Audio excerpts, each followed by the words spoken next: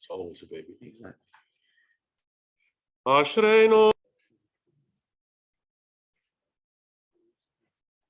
Kiza Elohim Eloheinu Olam Va'etz V'yina Hagei V'amot Yitchadal V'yitchadash Shemei Rabban Ha'alma Tibarach Yerusei V'yomnet Malchutei V'chayeichon V'yomeichon V'chayei T'chol Beit Yisrael V'agala V'bizman Karib V'yimaru Amen Yehei Shmei Rabba Mevarach V'olam Aleom Amaya Yitbarach, Yishtabach, Yitpa'ah, Yitramam, Yitnaseh, Yitada, Yitaleh, Yitalal, Shmei V'Kudshav, Barichu, Le'elam Min Kol Birchatav, V'Shiratav, Tush B'Chatav, V'Nechematav, V'Amiram V'Almav, V'Yimaru Amen. Yehei Shalom Rabba Min Shemaya, V'Chayim Aleinu V'Al Kol Yisrael, V'Yimaru Amen. Shalom V'Barma, Shalom Aleichem, Israel V'Yimaru Amen. Shakoch Hachem. Good morning, everyone. In place of Pirkei Avot, let me share with you a thought that I had during the Shema today. On a scale of 1 to 5, how strongly do you feel about the Russian invasion of Ukraine? 5? 5? Oh. Okay. Why? Why do you feel so strongly about it? Why is it the wrong thing to do?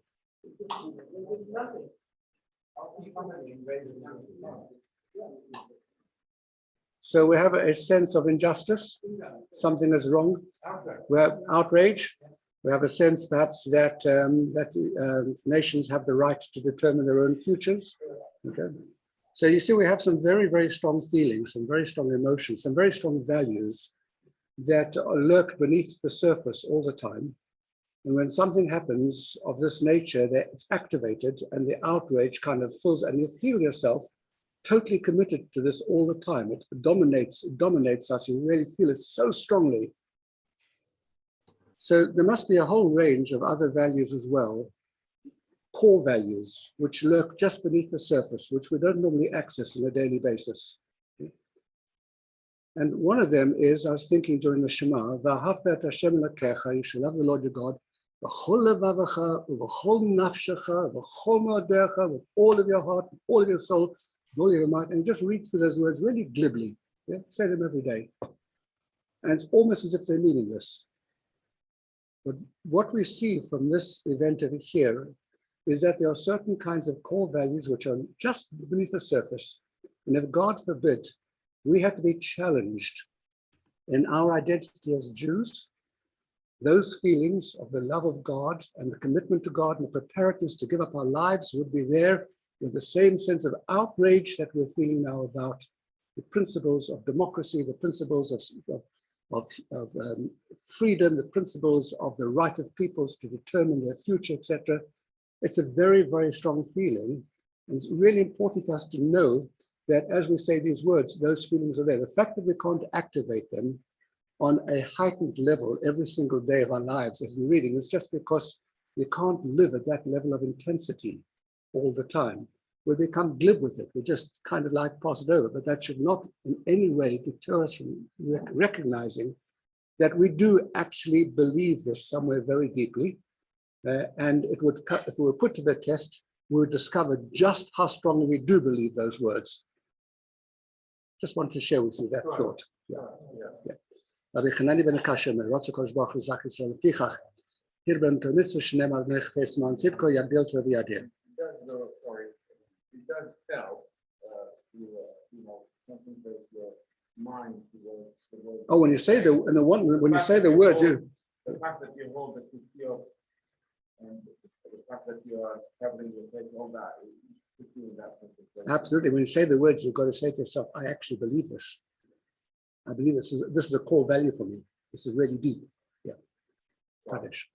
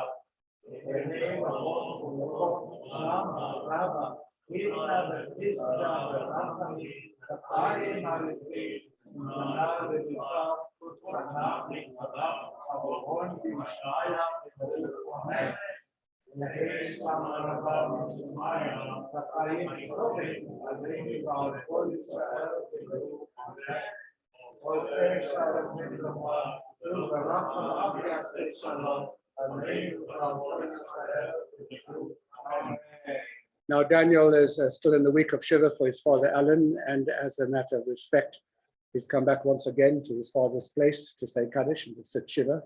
And so we'll recite Psalm 49, and afterwards Daniel will say Kaddish on their own. We'll sit and everybody will offer you the blessings of consolation. Page 838 in the green Siddur, or another place, 158 as well. I think it's in two places. Psalm number 49, Lamaseich livnei korech mizmor, shimu zois kol amim, azinu kol yosh ve'echaled, gam b'nei adam, gam b'nei ish, yachat asher ve'evyon, pi yadaber chochmas v'hagos li b'sivu nois, v'teh l'moshe lozni, eftach b'chinuch yidasi. Lama ira b'meira, avon ha'kev yisubenu, habotchim al-chelam, uvrov ha'shlomis halalu, ach lo yifadu yifte ish lo yiten lehem kaf roi v'yeka pidyon nafsham, v'chadal le'lam, v'chi od lanetzach lo yira shachas, ki yireh chachamim yamusu, יחד חסיל בבא יבדו ועזבו לחרם חילם. קיר במתמו לעולם משכנסם לדבר הדור, קרוב ישמסם על יד המוס, ידם בעיקר בל ילין, נמשל כבהמוס נדמו. זה דרכם כסר למוי ואחריהם בפיהם ירצו סלע, כצון לשאול שתו מוות יראם, ויודו במשורם לבוית, וצורם לבלוס שאול מזבולוית, אך אליהם יפדה נפשי מיד שאול, כי יקחנו סלע. אותירה כי השאיש כי ירבה כבוד ביסוים, כי לב מוישה ייקח הכל לירד אחריו כבודוי, כי נפשו בחייו יברך, ידוך כיסא תבלח, תבואי עד דור אבסיו את נצח לא יראה, אדם ביקר ולא יבין, נמשל כבהמוס נדמו. קדיש.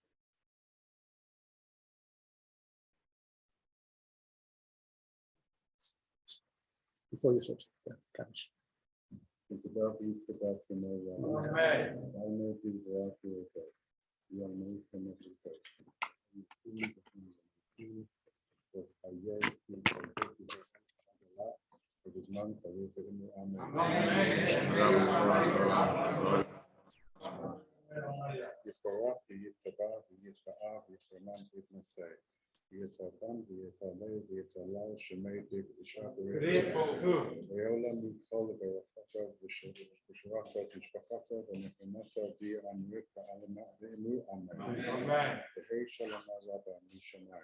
והיים עלינו וכל ישראל ואמרו אמן. ועשה שלום בינינו. ויעשה שלום עלינו וכל ישראל ואמרו אמן.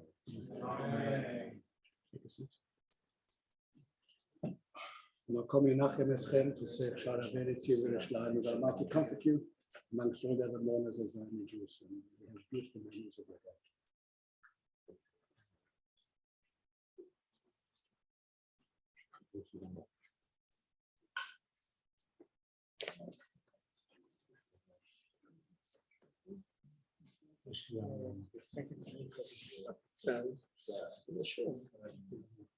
Okay.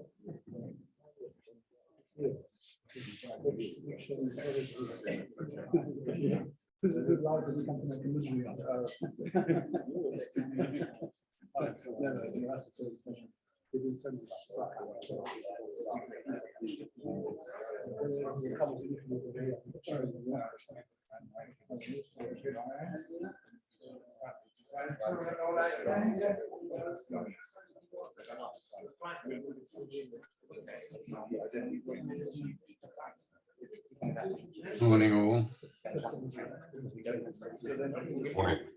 Morning. And Morning. lovely to see Lawrence back. Mazel Lovely to tov. be back. Mazel tov, Lawrence. I saw some pictures on Facebook that came out somewhere along the line that was Not shared. me. I don't have an account. Must have been Lucy Daniels. Lucy Daniels, yes. Yeah. Yeah, they came out, yeah. Well done, well Thank done. you. Thank you. Big undertaking, I think. But, Yep. 7.5 years. so what's next? That's the question. I'll let you all know. You're going to come and join me. Anyway, let's get cracking. Lawrence, as you're here, do you fancy starting us off with Baruch Shema? Me? Sure. Baruch Sha'amah v'haya ha'olam baruch hu, Baruch oseh bereshit, Baruch omer v'oseh, Baruch gozeh umchayim, Baruch merachem al haaretz, Baruch merachem al habriyot, Baruch v'shalem sachatov l're'o, Baruch hai la'ad v'kayam lanetzach, Baruch Kodeh u'matzil, Baruch Shemo, Baruch Atah Adonai, Eloheinu melech haolam, Ha'el ha'ad ha'rachaman, Hamhulal b'fi amo, L'shubach umfa'ar, Bilshon hasidav v'avodav, U'shirei David abdecha, V'chalel Adonai Eloheinu, Bishvachot u'bizmirot, V'gadelecha, Un sabechacha, unfa'erecha, v'nazkir shimcha, v'namlichacha, malkeinu Eloheinu. Yachid hei kolamim, melech meshubach, umfa'ar adei ad shemo hagadol. Baruch atah Adonai, melech mechulal b'tishbachot. Perfect. Obviously, going to Israel improves the accent as well. Would someone take on Ashrei, please? Thank you, Jonathan. Ashrei Yoshvei Veitecha Audio Hallelujah Sela. Ashrei Am Shekacha Lo. Ashrei Am She'Adonai Elahav. Tehillah LeDavid Arum Mimcha Elohai HaMelech. Va'avarcha Shimcha Le'olam Va'ed. B'chol Yom Avar Checha V'Halala Shimcha Le'olam Va'ed. Gadol Adonai U'Mulal Ma'od V'Ligdulato Ein Chelke. Dole Dor Shabach Ma'asecha U'Gvurotecha Yagidu. Hadar Kavod Hodecha V'Divrei Niflaotecha Asiche Ve'ezuz Norotecha Yomeru Ugdulatecha Asap Rena Zeche Rab Tuvacha Yabiu Ve'Tzidkatcha Yeraneinu Chanun V'Rachum Adonai Erecha Payim Ugdal Chesed Tov Adonai La Kol V'Rachamav Al Kol Ma'asav Yoducha Adonai Kol Ma'asecha V'Chasidecha Yavar Chucha Kavod Malchutecha Yomeru Vuratecha Yedaberu Yehodia Livnei Ha'adam Gevurotav Uchvod Hadar Malchuto Malchutecha Malchut Kol Ha'amim Umimshaltecha B'chol Dor Vador Someach Adonai L'chol Ha'noflim V'Zokef L'chol Ha'kefufim Einei Chol Elecha Yesaberu V'ata Notain Lahem Et Ochlam Be'ito Potach et yadecha u'masbia l'chol chai ratzon. Tzadik Adonai b'chol derachav, v'chasid b'chol ma'asav. Karov Adonai l'chol korav l'chol asher yikra'uhu. Ve'emet. Ratzon yira'av ya'aseh ve'et shabbatam yishma v'yoshiaim. Shomer Adonai et kol ohavav ve'et kol harshaim yashmid. Tehillat Adonai yedaber pi v'varech kol basar shem kadsho le'olam va'ed. V'anachnu nevarech ya me'ata v'ad olam hallelujah. Thank you, Jonathan. And your accent is perfect too. Obviously, you've been to Israel over the weekend. Yeah, I spoke to Lawrence. I've got good inspiration. Would somebody do Yishtabach, please? Thank you. Then. Thank you, Liz. Yishtabach Shimcha Le'ad Malkeinu, Ha'el HaMelech HaKadol HaKadosh B'Shamayim U'Ba'aretz. Ki Lecha Na'eh Adonai Eloheinu V'Elohei Avotenu, She Ushvacha Halel V'Zimra, Oz U'Memshala, Netza Gudula U'Gevura, Tehillah V'Tiferet, Kedusha U'Malch. malchut, barachot hahodaot ne'atavi adolam. Baruch atah Adonai, el melech gadol v'tishbachot, el hahodot Adon haniflaot, habocher b'shirei zimra, melech elhei ha'olamim. Thank you. And will you do the bracha for light and darkness, please? Baruch atah Adonai Eloheinu melech haolam, yotzei or v'orei hoshech, osei shalom, uvarei et hakol. Thank you. Karen, do you want to do Shema? Or? El Melech Ne'eman. Shema Yisrael Adonai Eloheinu Adonai Echad. V'ahavta et Adonai Elohecha b'chol levavecha u'v'chol nafshecha u'v'chol ma'odecha. V'hayu hadvarim ha'ele asher onachim et savacha hayom al levavecha. V'shinantan lebenecha v'dibarata bam v'shiftecha b'veitecha u'v'lechtecha v'aderech u'v'shachbecha u'v'kumecha. Ukashartam leot al yadecha v'hayu letotavot beinenecha ukatavtam al mazot beitecha u'b'sharecha. V'haya im shimoa tishma'u el mitzvotai asher nachim et zaveh etchem hayom la'ahava et Adonai Elehechem ulovdo b'chol levavechem u'v'chol nafshechem v'natati metar artsekem be'eto yireh u'makosh v'asafto deganecha v'tirosheka v'yitzarecha v'natati esev b'sadaka livhemtecha v'achalta v'zavota Hishamru lachem pen yivten levavachem v'saltem v'avadatem Elohim acherim v'hishtakavitem lahem v'hara af Adonai b'chem v'asa et hashemayim v'lo yeyeh mata v'hadama lo titein et yevula v'avadatem mehera ma'al haaretz hatova asher Adonai notein lechem v'samtem et devrai eile al levavachem v'al nafshechem ukshartem otam Leot ayedchem, v'hayu letotavot beinenechem, v'limadatem otam et benechem, ledaber bam b'shiftecha b'veitecha u'v'lechtecha v'derech u'v'shachbecha u'v'kumecha, u'katavtam al mazot beitecha u'v'sharecha, lema'an yirbu yimechem v'mei b'nechem, al ha'adama asher nishba Adonai lavotechem, letet lahem kimei hashemayim al haaretz.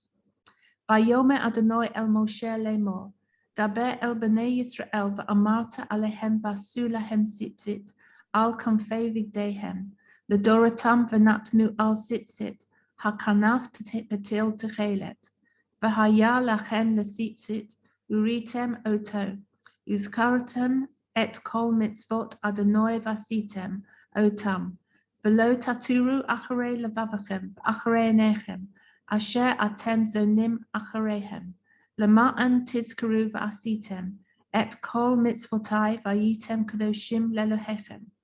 Ani Adonai Elohechem, asher hotzeti etchem me'eretz Mitzrayim, liot lachem lelohim. Ani Adonai Elohechem, emet. Thank you so much. I'll do the Amida. To Yisrael, Kuma b'Ezras Yisrael, Uvdei Chinomecho Yehuda b'Yisrael, Go Aleinu Adonai Tzavot Shemo, Kadosh Yisrael, Baruch Atah Adonai, Go Yisrael.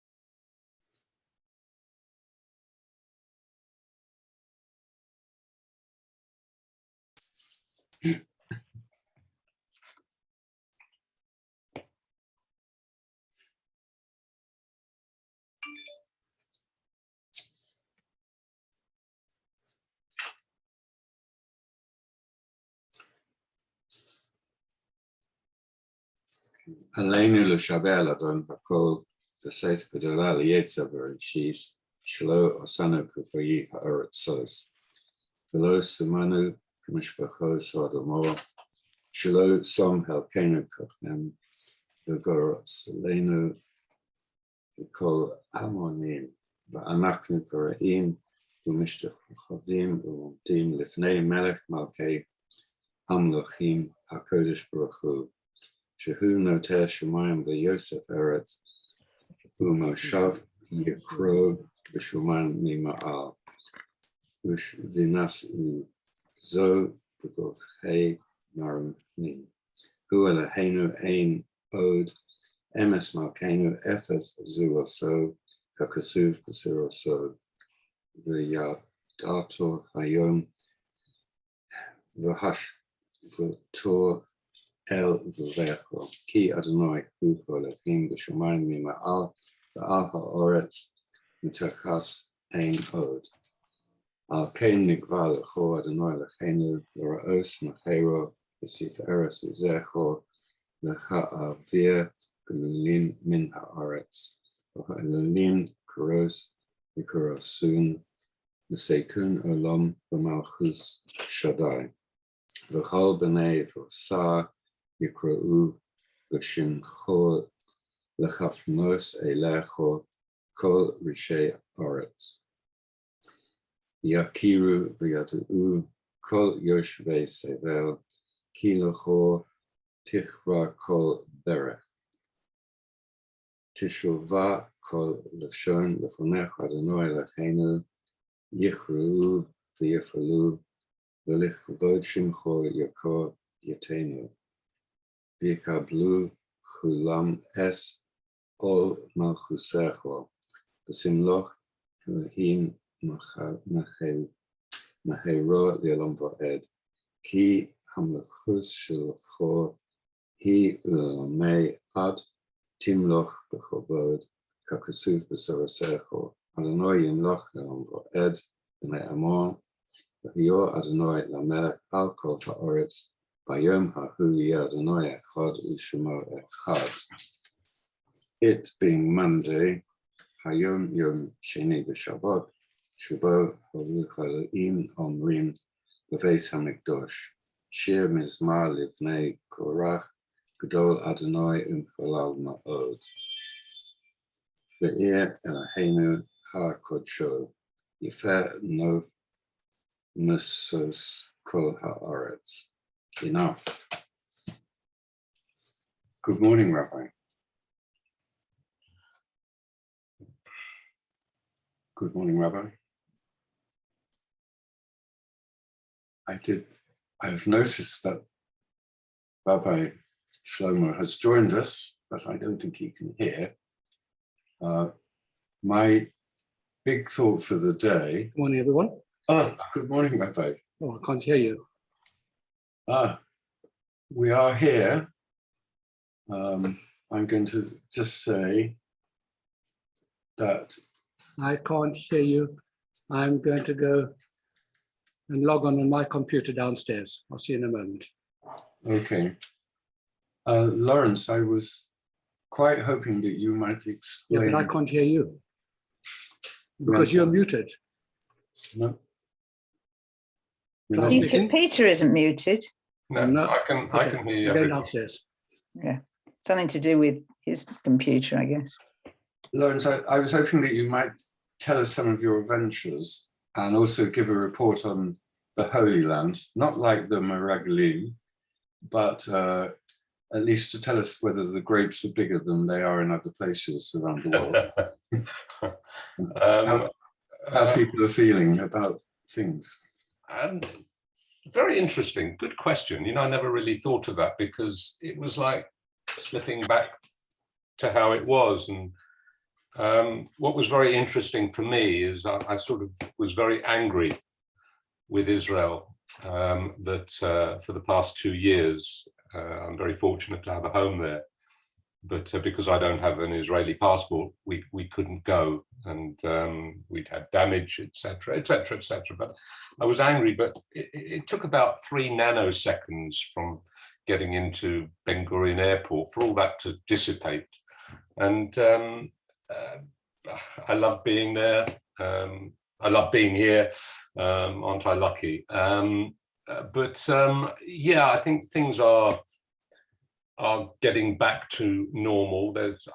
I had a feeling it was sort of a little bit like 3 or 4 weeks ago here, and they're slightly behind. So when I got back here, I noticed less people wearing masks in comparison to Israel, but far less in Israel than there was when I was there 3 weeks ago. I don't think I had a conversation about it. That's interesting, isn't it? You know, because we spent so much time from virtually every waking moment talking about, they don't call it COVID, they call it Corona. They say, oh, the Corona's here. But I felt almost sort of back to normal, not back to normal, but it's getting there. But then when I looked at their figures, and they've still got, you know, large numbers, you know, high mortality rate. And I don't know, just I think like everywhere else, they're sort of tired of it now. But, you know, in the last weekend, we're sort of out of the frying pan into the fire, and it's exhausting.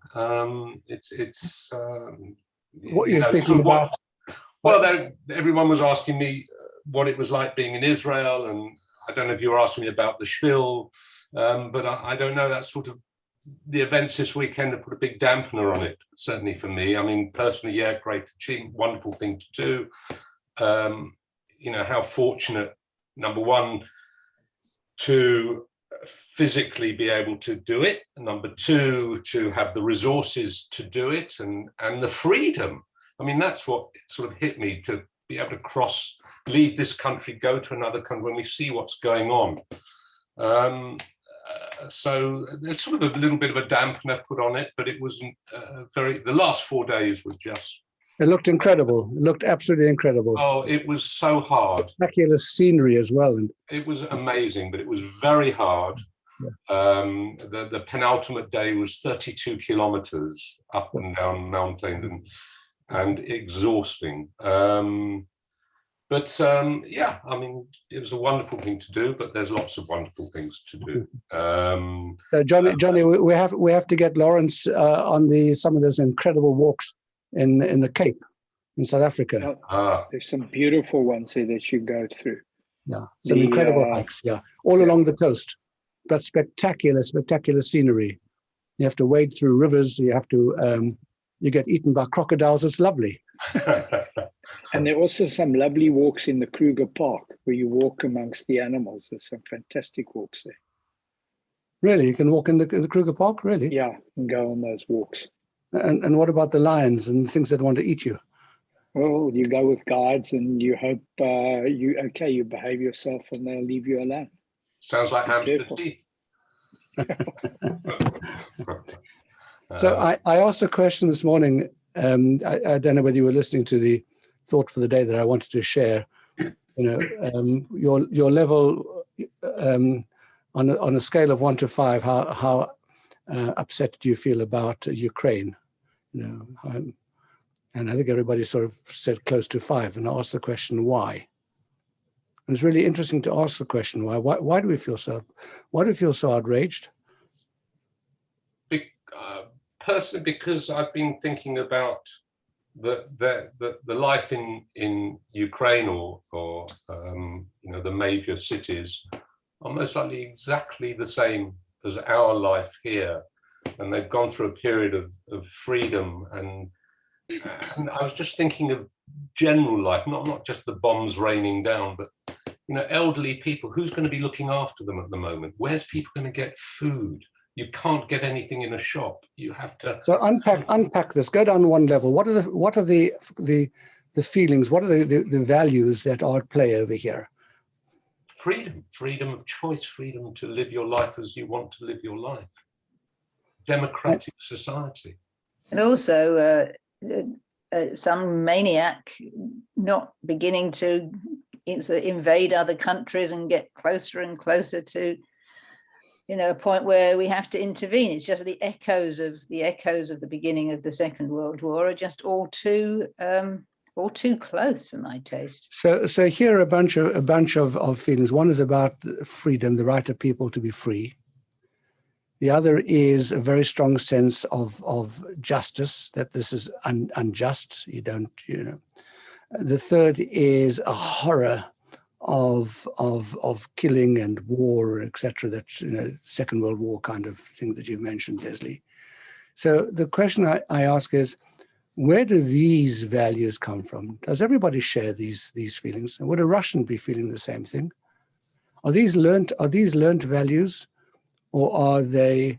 We feel very, very strongly about them. I would say that these we would define as part of our core values. That's what I was trying to say this morning.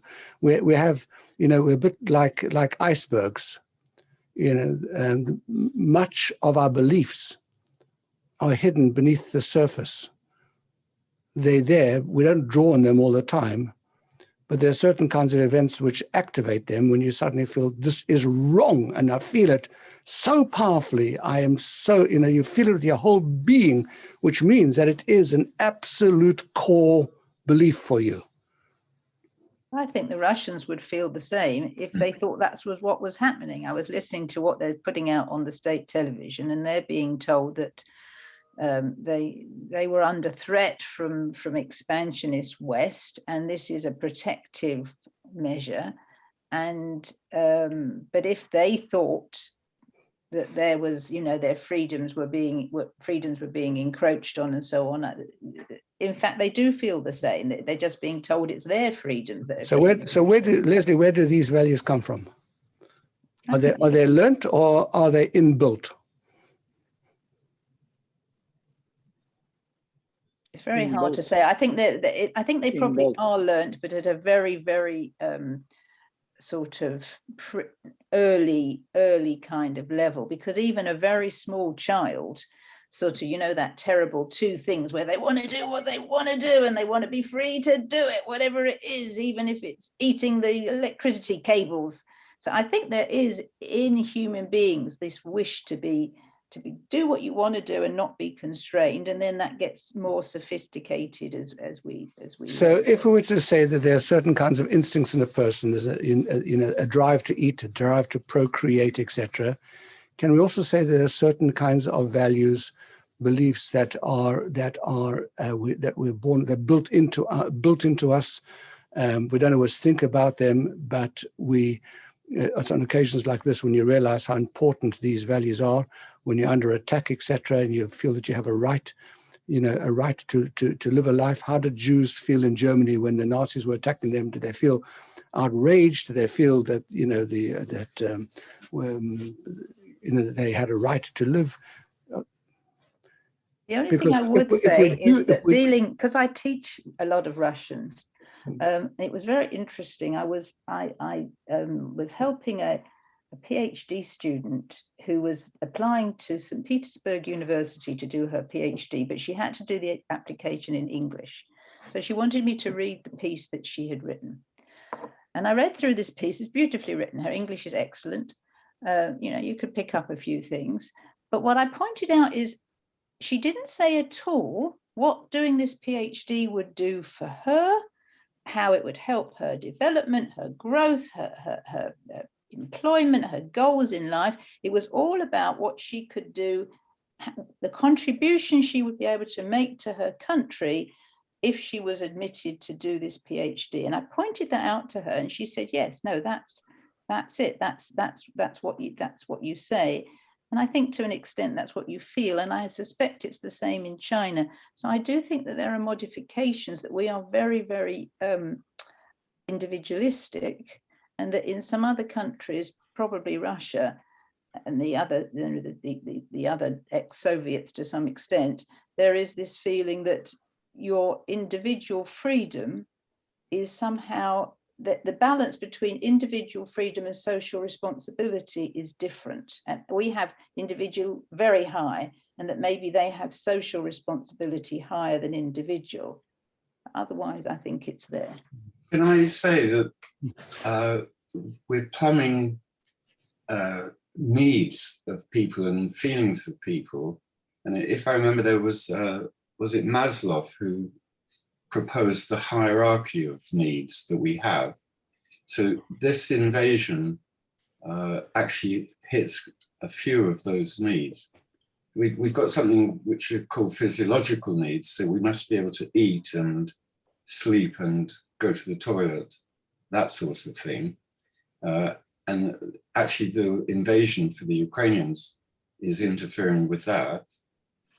Very strong here are the safety needs that were proposed. So we want to be able to live in our houses or sleep or whatever it is without this terrible fear of being attacked. But for we in the West who are not suffering, who don't have to look at those needs, our outrage is because we have a very deep moral sense about right and wrong, and that this crosses the line. That's wrong. And I'm trying to sort of, in this conversation, I understand where did these things come from? Because, and where I'm leading this to is what I was trying to say this morning when I was saying the Shema, and I came across the words, "V'ahavta et Hashem Elokecha," you should love the Lord your God with all your heart and all your soul and all your might, etc. And as we said so glibly, but in the same way that we have this these hidden very, very strong core beliefs, which are only activated when we are faced some kind of crisis or something which activates it for us, as happens here, where this a sense of outrage, moral outrage, suddenly comes to the fore and it takes you over, etc. I wanted to argue this morning. I wanted to suggest, not to argue. I want to suggest that the love of God, to the point where one is prepared to give up one's life for it, as a Jew, is one of those core beliefs, because throughout history we have seen that Jews have been prepared to give up their lives. I'm not talking about saints and the religion, just ordinary Jews on the occasions when they've had to face the choice, of abandoning their Jewishness or dying for it. They've been prepared to. In other words, there is a set of very, very, very deep beliefs that are embedded in us. We're built within, they're part of our soul. Part of that is a sense of righteousness, a sense of justice, a sense of injustice, a sense of outrage. Those are human qualities that are built into us, which an animal wouldn't feel in the same way. And I don't think it's just learnt. I think that it's there, every human being has it. So why it comes up in different ways. Why over the millennia hasn't that come through and taken priority? It has, Lawrence. That's why we're still here. Yeah, but why are there still, hordes, millions, billions of people who don't seem to share that quality? Why are there still wars then? Is it what you're taught? You're asking whether you're taught these things, or whether it's inbuilt in you. Yes. So what happens? We've just gone through COVID, and we have vaxxers and we have anti-vaxxers. How did the anti-vaxxers get their information? They were taught it, as well as we were taught that we had to have the vaccine. Isn't it the same thing, if you see what I mean? I'm not. I'm really- not sure. I'm not sure that that is the same thing. We're talking here about a very strong moral sense of what is right and what is wrong in the world. You know, Lawrence. In many instances, the people who have the answer to your question is that there is propaganda. There is the power of persuasion, which comes from people who, for their own power, for their own egos, for their own purposes, will manipulate a population, as Hitler manipulated his population, through rhetoric and through charisma and through actually, he played upon the sense, Lawrence, he played upon their sense of injustice. It was unjust that that Germany should have lost the lands, that they didn't have breathing space, that they weren't permitted to be the kind of people who they wanted to be. He played on this very same, he distorted the feelings. But their actions crossed my line. I mean, maybe whether they believed him or not and whatever, their actions were abhorrent. I mean, the German people, that they didn't know rubbish and they stood and watched. I don't buy that. I don't buy that. I really don't. I don't know about the people, but isn't there also a drive to power in some people, mostly men, I have to say, who I mean, because what is it that motivates Putin? They say he's one of the richest men in the world. He's got everything he could want. What is it that drives? There seems to be like a will to power that some of these leaders get that I don't know, overwhelms their sense of feeling for the people who are being killed, even children. That I don't understand at all. Look, I'm just trying to understand for myself why I feel so outraged. What is this where does this moral sense of that this is fundamentally wrong on so many levels, where does that come from? Isn't it instructive? Just the Western ideas because I've grown up in a liberal democracy where these ideas have been part of the value system of the society and the governments under which I've lived. Not South Africa as it happens, but certainly not in the apartheid area, but we were in protest to that, and so that's where we developed these values. Or is there really something very deep within a person that says, there's a right and there's wrong? I can override it, and I can have other people override it in me, but if I am given the opportunity, that's where my default comes back to. Isn't it instructive? That's the question. Isn't it instructive to look at children before they get this veneer of civilization and knowledge that we have at our age? Children have a sense of what is true and what is false. They have needs of food and they want to be. And also very interesting, at a very, very early stage, a child will say that's not fair. Yes, they have a sense of justice as well.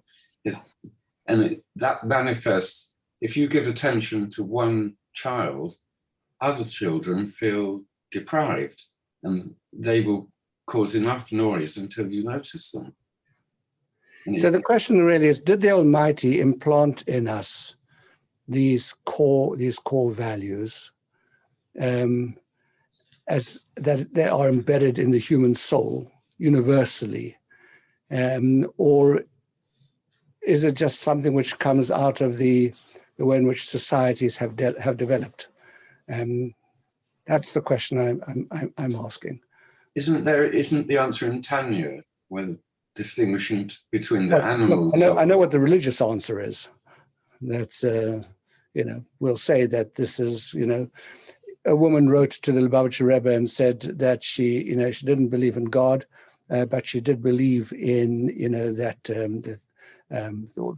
she felt very strongly about things which were going wrong in American society and one thing and another. And the Rebbe said to him, well, if you don't believe in God, where would you get these feelings from? Why would you care about whether things go right or wrong? Yeah, there must be, it must be connected to something which is this moral sense you have. Where does it come from? He asks her. And he wants to say to her, it's because there is a God who gave you this moral sense, the same God who you say don't believe in, but you're acting out the things that he implanted in you. That would be the religious answer. But the cynics in our midst, including those who take ridiculous hikes in the middle of the heat across Israel, will want to argue against that. And you could just as well say that humans have developed to have an idea of justice and cooperation and so on, because that has been a mutual benefit. Yeah, mutual benefit, and leads to the continuation of our species, because cooperation is stronger than everybody going out and saying, I want all the food and I'm taking. And that would be the humanitarian answer to humanitarian answer. So yes, I mean, I suppose my answer would be, whether it's implanted in you at some kind of basic level, on the same level as you want food, or whether it grows because of society, which bit of that isn't God? Where is the bit that, like we're doing it and God isn't doing it? There isn't that bit. So I think it's not a question. But the Lubavitcher Rebbe's, you should excuse me 1,000 times, as my father would have said. I don't buy his argument, but it doesn't mean it's not all God. It's all God. Of course it is. But I do think our outrage is because, who was it said, Lawrence or someone, that the reason we're outraged is that there are people like us. This could, I think the feeling is, if this could be us. And that's where it really gets you. And the bad thing about it is that when it's people who don't look like us, and that couldn't be us, we don't feel the same. And that to me would be the area where we should be noticing and doing better. Mm-hmm. Interesting. I was reading an article in The Economist about somebody who described being with Russian soldiers, with Ukrainian soldiers when they captured some of the Russian soldiers who coming into Kirkov, the second city, etc. He said the tanks came along and the soldiers were strolling along behind them. They thought it was going to be a walk in the park, and they surrounded these soldiers and said, the soldier this young man was terrified. He was a kid. He was 22 years old, and he said, we had no idea. They brought us from the east, and they said, you're going to be going on some maneuvers. Said we had absolutely no idea, that they were going to fling us into the war. And this kid was just absolutely terrified for his life. He was just an ordinary 22-year-old Russian kid. I mean, it's and he's going to be cannon fodder. Mm-hmm. Him and all of his friends.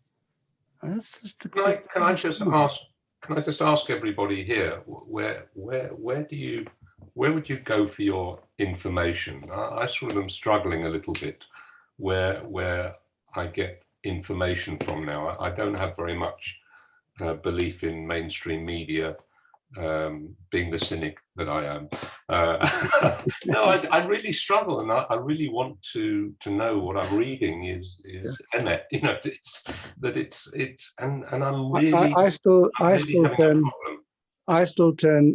First of all, I think that there's a huge amount of information that none of us are getting. It's clear. It's not just the fog of war. It's just that. What did Churchill say? The first casualty of war is truth. So you don't actually ever know what's really going on. We certainly don't have the kind of information that would be held by the various security institutions, etc. What the highest levels of government and the security briefings, etc. So there's a certain element over here in which we, even with the best sources, we're not going to get truth. Everybody's struggling to find out.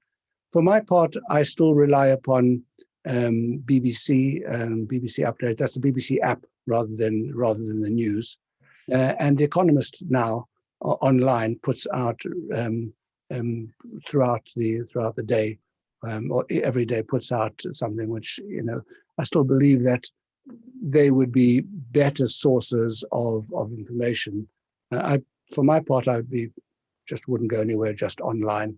I just don't see anybody there who's credible.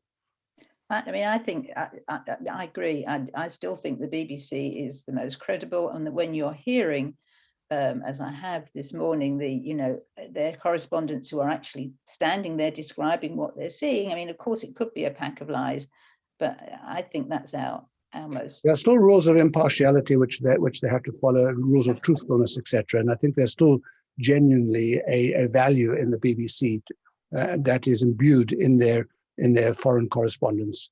I don't think that they're spinning to us propaganda. I think they're trying to describe what they actually see and to make sense of it. The World Service, I think is good at this moment in time. I found another good source is Associated Press, AP. Or Reuters. Yes. Yeah. So BBC cross-references quite a lot to AP. And it's also good fun listening to sources are not going to tell the truth. So Al Jazeera is always interesting. And I like looking at Jerusalem Post and Haaretz because they just tell different stories. It's incredible. So those are other sources. The ones you mentioned, I agree with. Last night, I listened to a podcast with a journalist from South Africa, Richard Poplak, who interviewed Bill Broder, the one who wrote the book on the Red Notice. And his description of what's been going on with corruption and the Russians. It's just frightening to hear what he said about the UK. If I get a copy, if people would like to hear it, it was frightening to hear. You mean about the way in which we have welcomed in Russian money? And they've tried to tell them, and they've told them, and how it's been, been put aside. And I've heard from other people who've been in the financial world, about Abramovich and all the Russians they've been warned a long time ago, and they put it under the carpet. So we don't get all the news. What's the reason? Why have we ignored it? What is in it? What benefit is there either for the government or for the country in the Russian money? They donate to the Conservative Party individually and the party as a whole. I don't think it's complicated. It's funny that because Mr. Corbyn is a wholehearted supporter of Russian values. And I'm not an expert on it, but I think, isn't it to do with the GDP and the stock market? And, and you've got China that all own quite a lot of our businesses as well now. We haven't quite understood what we've done. Well, we understand, but Gary would be able to explain it better. And the Qataris who own so much of the UK have put so much money in. Yeah. Well, we're going to have to shut this discussion down because it's getting progressively more depressing. Depressing, yeah. Can I just say one completely different thing, because I'm not going to be able to be back here and probably until next Monday because I'm working again this week. But I don't know whether you've seen my email, Shlomo, about the little piece. Yes, no, I think you should do it. Okay, because I spoke very briefly, just in a second, to Eli on Shabbos. Yes. And he was kindly opening the doors on the ladies' side of the terrace for me. And he said, there's issues with, what the future is of the onliners and so on. No, I think onliners will continue. Look at this talking about core values. I mean, here's a core of people who want to keep it going. Yeah. It's a small core, and we've always said that so long as people want it, we'll keep it going. It could be unlinked from the morning Shacharis, possibly. It could be unlinked from having Shacharis beamed out or joined up to this. That's one point. Except for the fact that it is yes, you could come on a separate in an entirely separate. We have two Zooms. One takes up to 500 people, which is the one that we're on, And the other one, I think, is just 100 people or something. But we're unlikely to get 100 people in the morning as much as we might like to. So we could actually then put it on an entirely separate link and say that something which starts at 8 o'clock every morning, you know, as a short service. Because What we you were wouldn't get for Johnny, for example, is he likes to listen to the Pirkei Avot, to the thought for the day. Yeah. Well, except that, of course, as long as there's 2 links, you could do whichever one and switch. I'm not able to be with the onliners every day any longer because there are meetings which start, you know, at 8:30 here in the shul and things, or other things which are happening now as life gets back. So I pop on. I try to keep Mondays and Thursdays, and any other time that's so you wouldn't always get the thought for the day here. So I'll go ahead. Yes. And if the address changes, the thing I needed to know was that I put in a little thing that if there was a person who wanted to do this but didn't have the technological nous, yes, is there anyone? Yes. Is there a number I can put? Is there something? They should Can just I leave that blank for you to fill in before it goes into the magazine? give them my email address. Give them your email address. Yes. Okay. Yes. All right. Yeah. Yeah. Okay. So I'll tidy that up and we'll sort out the pictures and things. Excellent. Thanks, Leslie. Okay. All right, everyone. Thanks for the conversation. Okay. Thank you, Rabbi. Good week, everybody. Thanks. See you tomorrow.